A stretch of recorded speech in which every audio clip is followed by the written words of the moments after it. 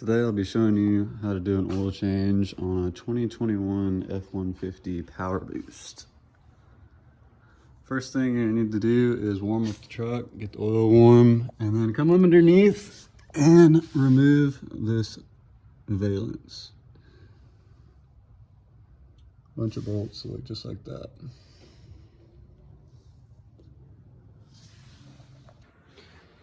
Okay, so after you have that lower valance removed, really helps if you have a little impact driver or drill driver to remove these little 8mm bolts. There's one right there, one right there, one down there, and there.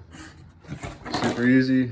Just pull that off. And the next thing you want to do is come up to the top of the motor on the driver's side over here and remove your oil fill cap.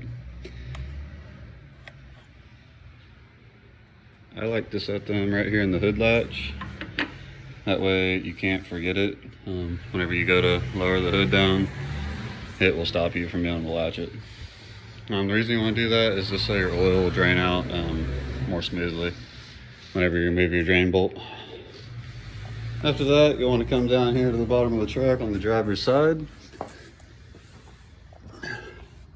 And your drain bolt is right there.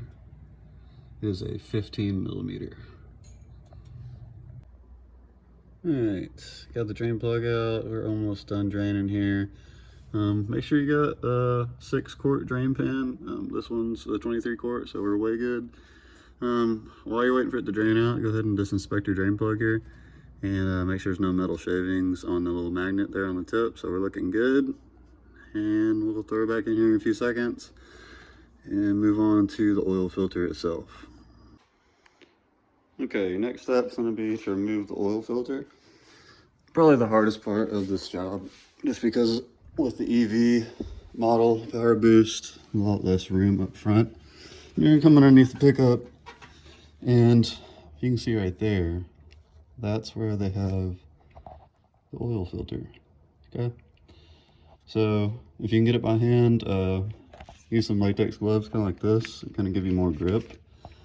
You'll be able to get up in there and spin it off. If you have any trouble, then you can use a strap wrench or an oil filter wrench. There are flats on that oil filter for a wrench to be able to grab.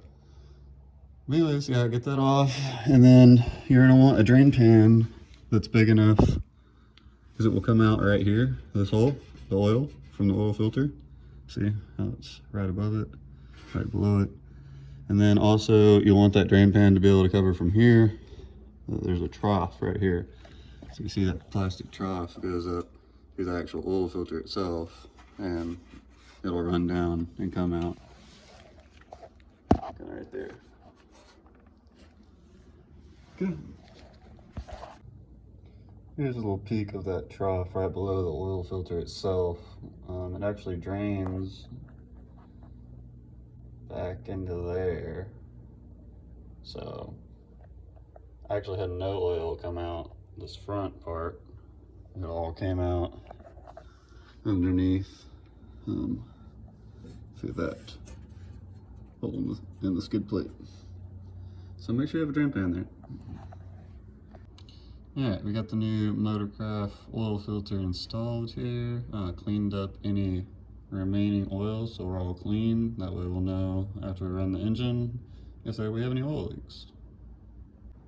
Okay, so after we got that oil filter installed, the next step will be to fill her up with oil. So come back over here to where we removed the oil fill cap from earlier and stick you a nice funnel in there.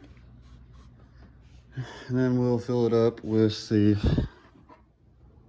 oil weight prescribed on the fill cap, which would be 5W30. Okay, today I'm going to be filling back up with Castrol GTX Full Synthetic. It's 5-weight oil, just like on our fill cap. You can run anything you want to run, but just make sure it conforms, at least meets or exceeds Ford's LSAC GF6 rating. That way you'll be covered for warranty purposes. Like I said earlier, we're going to be throwing in 6 quarts. That is the recommended level, but we'll put in about 5.5, and then we'll check the dipstick. If we see oil on the dipstick, then we can go ahead and run the engine. That way we can fill up that oil filter that we installed because there's no oil in it right now. And then we'll add probably another half quart and then recheck, see if we are to the right fill level. Okay, we just got done throwing in a 1 5-quart bottle into here, threw the fuel cap back on, and I did verify on the dipstick that we are touching the minimum mark. So now we're gonna get in the truck and start it up. I'll show you how to, since normally when you start these trucks up, the gas engine doesn't actually start. It's just electric motor, right? So yeah, all you have to actually do is get in the truck with your key fob.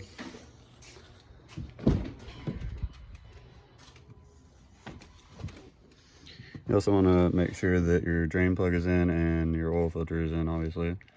And all you're going to do is turn on like normal. So you see my engine is not running. And then all you got to do to actually turn the gas engine on is hit the gas pedal. And it'll crank it up.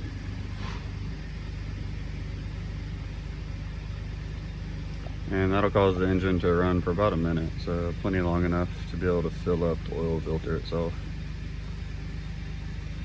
So at this time, if you go walk around the truck, check the drain bolt again and the oil filter, make sure you don't have any leaks.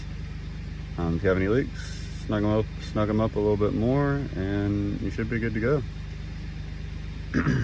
Once we get done here running the truck for a little bit, probably about a minute, we'll go check the dipstick again, see if we need to add a little bit more oil. And if we do, we'll add it. And then come in here and reset the service light. And that should be it. Before we wrap up today's video, I just wanted to show y'all some of the tools I used, some of the products I used for today's video. I used a Motorcraft filter. You can use whatever filter you like. And then I used the Castrol GTX Full Synthetic 5W30. As I said earlier, meets Ford specification. That's all you need to worry about. And then I used an oil filter wrench to get the oil filter off. Make sure if you're gonna grab one, pick one up, it's kind of got a smaller handle like this, not super long. You don't have a lot of space in there. Or you could just get an oil filter wrench or just have really strong hands. I don't know, whatever works for you.